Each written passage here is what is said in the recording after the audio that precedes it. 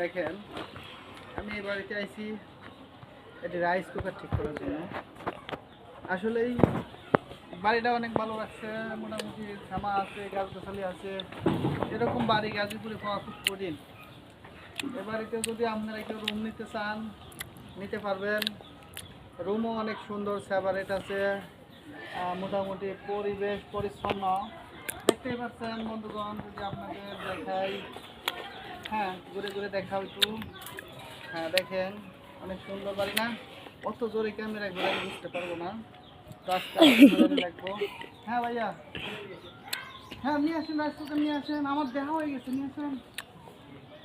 আমি খালি আপনি হয়ে গেছে 500 লাগে